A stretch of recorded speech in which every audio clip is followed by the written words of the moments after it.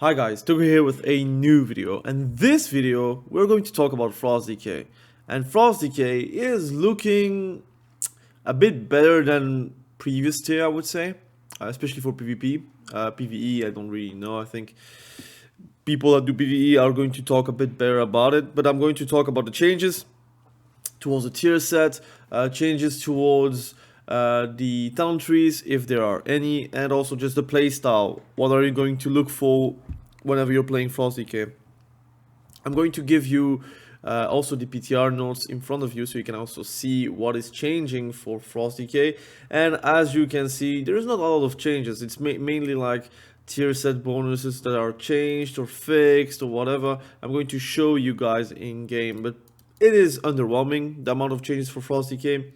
Can they change it a bit further down the cycle? It could be, although we have already a candidate release build, which means that they are not going to change too much, maybe a bit of like number tweaking, but I don't feel like they're going to add a new spell, for example, which is unfortunate because I think DKs in general, but Frost Decay the most, has the least amount of PvP talents I'm going to show you. But first and foremost, let's see to like the tier pieces. How are they looking? Like, do they look lit or not? I'm going to show you guys as well. So on the collections, we're going to see appearances. Okay, thank you. We have tier of the raid and also tier from BGs. I'm going to show you directly. The normal tier is somewhat like brownish, grayish. I personally don't really like the color. For raid finder, we have reddish, I guess. There is a world where I'm maybe going to make some raid finder groups, or at least join some raid finder groups, so we can actually have those pieces. I think red is alright if you're like playing a blood DK, for example. Heroic one is green, which is quite nice if you want to do an unholy DK kind of tier piece, like transmog. I really like that as well. And the mythic one is purple, which I think is not that great looking, but I guess people are doing mythic are going to get it regardless. But overall, I do like the green one, although me playing heroic raids is probably very far from what is going to happen. So for the glad one, which is the normal gear that you're going to buy from the vendor, is blue. And the elite one is going to be like whitish, bloodish, like Diablo-ish, like tier piece, I would say. Like if you're like playing Diablo 4, this can actually be a Diablo 4 kind of transmog, right? That is alright, but I think the blue one is probably the most beautiful one for me. So that is actually me showing you guys the transmogs. Now let's talk about the tier pieces. We have the 2 set, which is chill streak's range is increased by 4 yards and can bounce off of you. So it means that in single target, if you're like 1v1 or like on a raid, or like on a raid boss that has no double encounters, for example, or whatever, chill streak has a lot of value, by the way. Now I think you kind of have to play with chill streak at any time, because I think the 4 set is really strong, especially in PvP. Whenever you have like a situation where you're like very isolated with your target, I'm thinking about like stunning your target and then doing a chill streak and then a pillar of frost. It is going to do massive damage, and I think just because of that, 2s can actually be somewhat better for Frost Decay. Normally 2s was never like the bracket that was something good for Frost Decay, because you lack a mortal strike effect. You like the actual stickiness of your damage onto the HP bars, and often not you would lose with your healer because of mana, because you don't have like the mortal strike effect. They don't have to spend as much mana as your healer to actually heal through the damage. But with chill streak, you get more of that oomph that can actually bring the HP down, but also maybe kill the enemy target, and that's actually a very good thing. Also, every time it's going to bounce, it is going to increase the damage by 4%, stacking up 5 times. Plus you have a talent which is called piercing chill, so enemies suffer 10% increased damage from chill streak each time they are struck by it. So it does way more damage than it is supposed to with just only the 2 set, which is also a great thing. But most people are playing with, let's say, enduring chill, because the bounce rate is even more increased, so there is no real weird interaction where the bounce doesn't happen because it's too far away, although it doesn't seem like it. And also it will augment the bounce by 1. Every time it's going to bounce, it has a 20% chance to increase it by 1. So there is also that gameplay. I do feel like if you have like a 1v1 situation where you're going to stun with like your Dead of Winter, for example, you have way enough time to actually stick onto the target and be able to do your chill streak in full.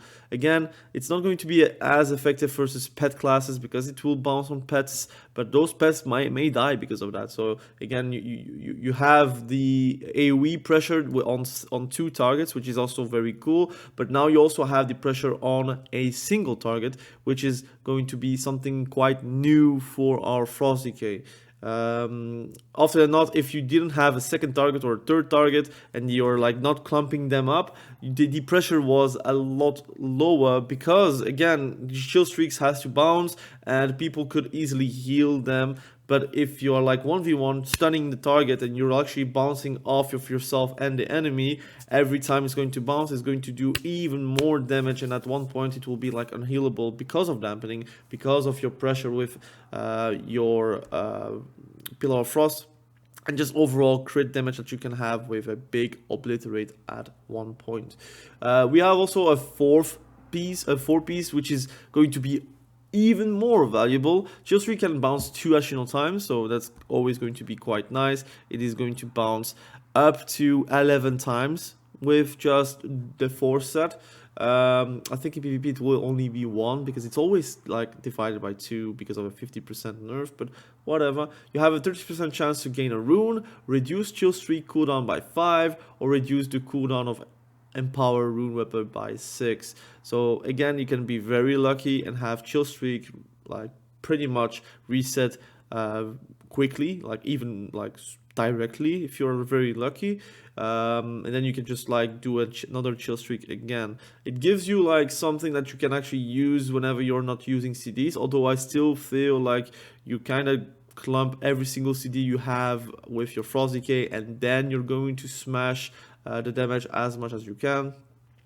But that's it. It's not a guide. Again, I'm not making a guide right now, but I will say that mastery is still king for Frost Decay. There is no real way that you can actually perform as good if you're going for haste or crit. Unfortunately, I wish mastery was maybe nerfed to just the mastery proportion and baked into the spells itself. So instead of 61% increased frost abilities, it would be 30%, and you would put the other 30% onto the spells that you already have, so you can actually build on something else, or like a combination of a nerf into it, so you can actually build haste and feel good by it. I think right now you build mastery, it feels good because it is like insanely scaly, but I wish you had more options as a Frost Decay, which is not happening right now.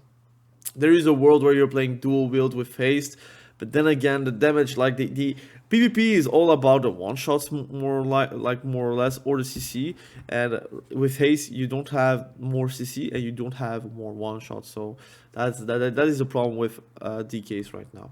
Frost Decay at least, but I would say Unholy DK has a bit more options, but that's another video.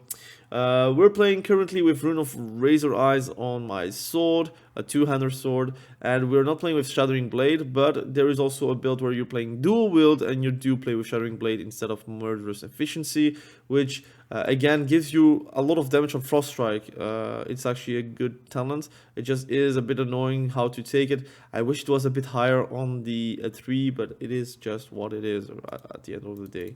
Let's start by saying that I don't think it's going to be in Soul Shuffle, at least. I think in SOLOQ RPGs you're going to be very popular. I would say very strong even.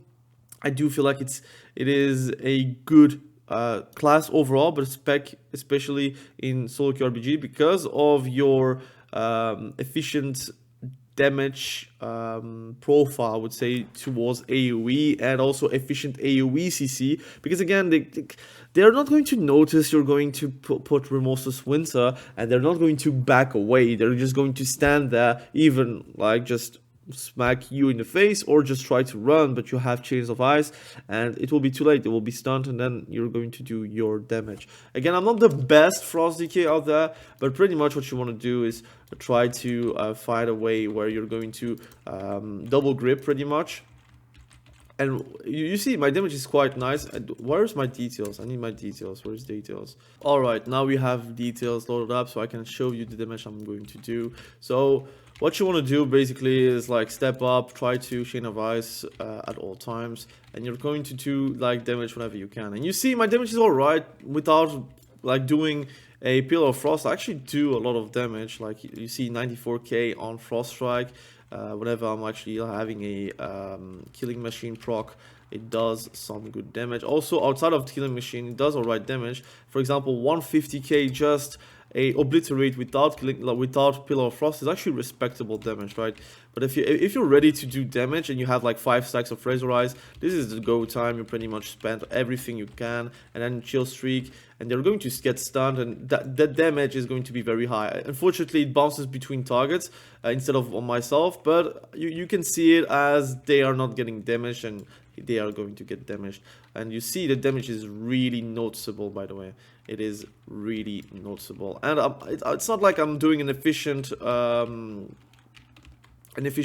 rotation. I could do way better, but if you're seeing the damage, obliterate critting for 213k, I would say it will be a bit lower in PvP regardless because of versatility, damage reductions, or just armor. Although it's frost, so frost damage, so I guess armor is not going to be going in. But there are multiple damage reductions on class trees in general about magic damage. Your frost fever actually crits for a lot, 46k, which is again very cool. You have chill streak critting for 150k. Again, unfortunately it bounces on the other target, but you see that just one chill streak did on the main target 480k. On the second target it did also 480k. So again, on double target situations you're going to be better regardless. But whenever you're going to be in a 1v1 situation where there is no other second target, at that point you still have like the oomph required to actually like eliminate the enemy target, right? So that's a good thing. Howling Blast, it didn't really crit this time, but it did a normal hit of 79k, so it's already very respectable. We have Frost Strike doing 126k crit damage just with modifiers from the Razor Eyes, but also just in general the Pillar of Frost.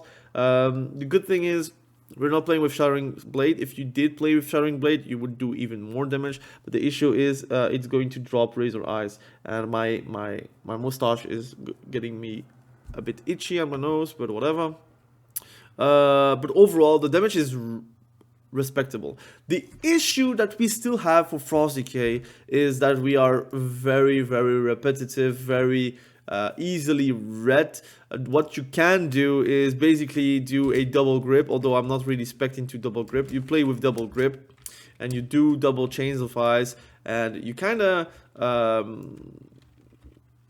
fake your go by doing your Remorseless Winter and then your Chains of Ice. They're going to blow a CD because they're going to be very scared of that, because again, double stun with a chill streak, even without Pillar of Frost, it does some good damage. And they're going to either disarm you because they're afraid of your obliterate spam, because they think you already did your Pillar of Frost, although you have weak auras for that, so I guess faking it is not as easy as before.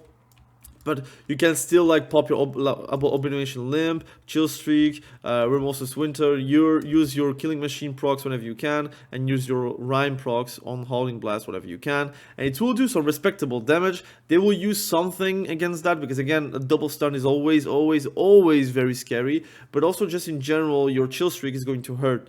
And at that point, they will use their CDs to actually counter your CDs. Which are like not the best CDs you have, by the way. And once they have countered your CDs with their CDs, at that point you use your other CD, which is Pillar of Frost, which is the most powerful CD you have, with AMS, for example, so then you cannot be stopped. And then you proceed with your Obliterate spam. I'm going to show you what I mean, right? So I Chain of Ice both of those targets. I'm going to for sure do that. I like a grip, and then I'm going to remove this winter into a chill streak, and I'm trying to deal damage whenever I can, right? And at that point, they're going to use their CDs, right? They're going to use their CDs, and I want to try to bring them again near each other. And at that point, I will then Blinding Sleet and do a Pillar of Frost go and pretty much do a lot of damage, and it will be not stopped by the enemy target. And then you just proceed with like wrecking them, right? Try to also have 2 killing machine procs directly stored, so you can actually spam those targets and keep like Chain of Ice on the enemy. And at that point, like they cannot do anything, right? It's also a 30-second CD Remorseless Winter, so you can proceed with another stun after it, or you fake your go. They're going to use your CDs, and then you're going to wait until you have Remorseless Winter again back up. You pop your Remorseless Winter with your AMS, for example, and then Pillar of Frost, and you will have enough damage to actually clear them. And with a bit of luck, you have your Chill Streak ready because of your Forset actually reducing the CD of Chill Streak, and you will have it at the same time as Remorseless Winter. Again, it's not a perfect thing. We have to play with fake goes as a Frost Decay if you actually want to be successful, especially in 2s versus warriors. They're going to always disarm you whenever you're going to do a Pillar of Frost. So what you want to do is actually scare them without Pillar of Frost. If they don't get scared, unfortunately, there is no other way. You're going to probably have to play with Trinket. I am a human. I don't play with Trinket. I have my human will to survive Trinket. But if I'm playing versus a warrior, I have to play with Trinket, and the only thing I'm trinketing is the disarm whenever I'm doing Pillar of Frost, and that's the only thing I will trinket. If I trinket something else, I'm kind of doomed, because then they are going to disarm me. It will be very long to actually wait it out, and your Pillar of Frost will have no value.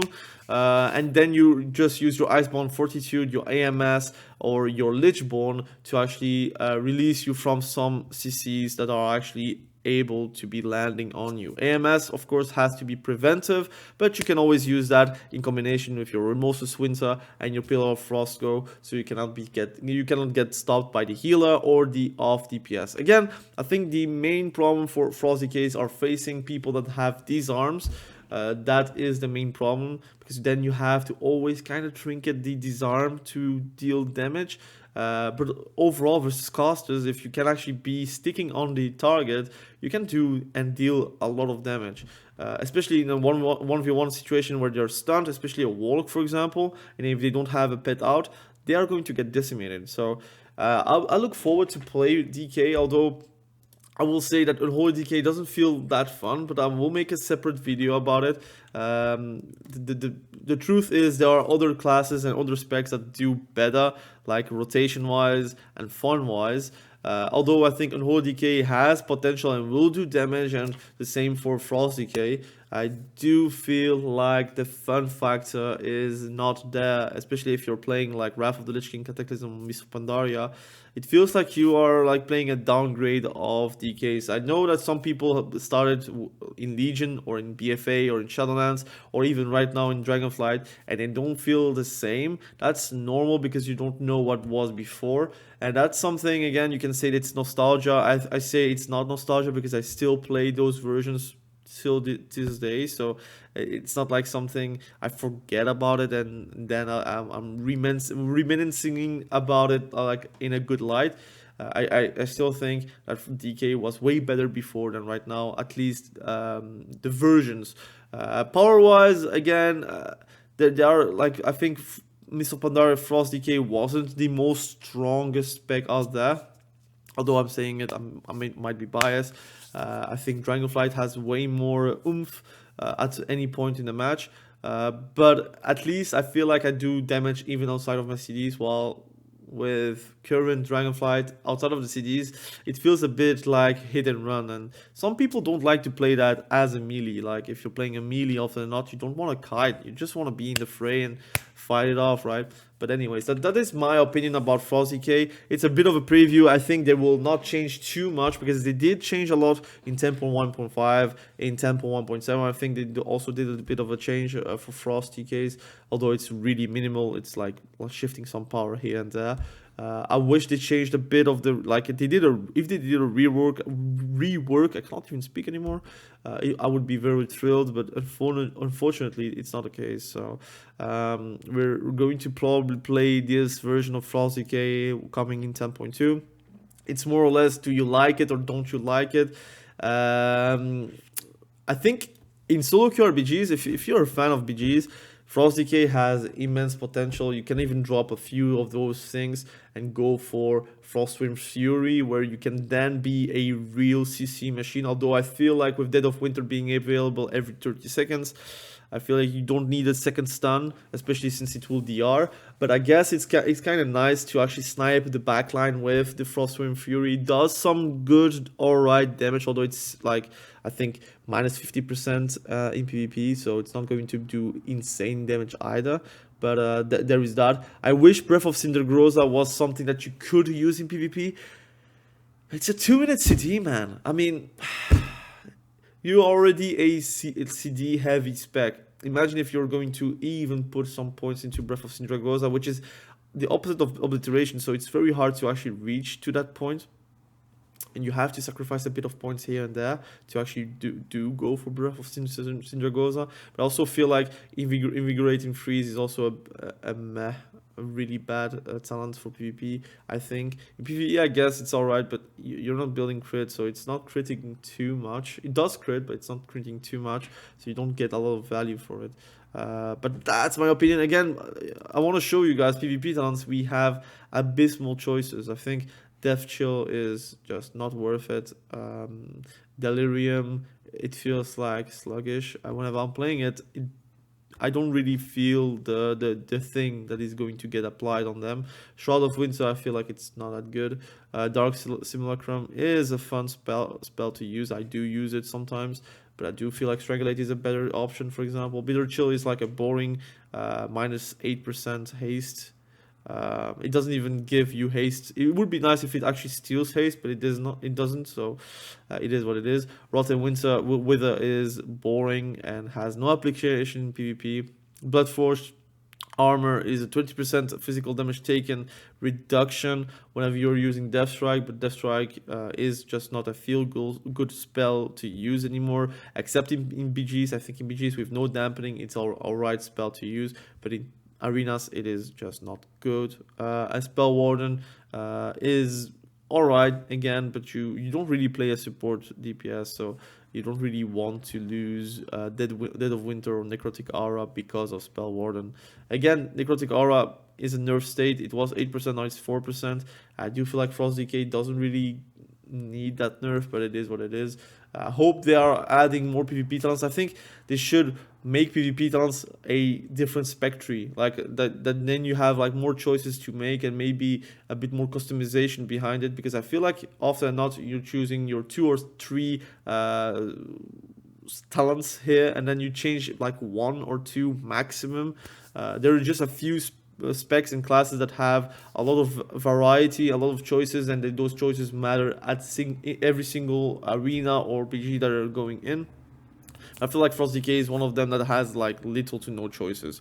But that is my opinion. Again, thank you for watching this video. I will make an unholy DK video as well. I will try to space it out though, because often than not, whenever I'm doing 2 specs in a row from one class, the second video always has less traction. It just is what it is. So I'm going to space it out, put another video from another class or talk about something else, and then I'm going to put an unholy DK video so we can talk about unholy DK as well. Again, thank you for watching. Have a great day and be sure to stay safe. We will catch you probably very soon in the next video. Have a great day. Bye.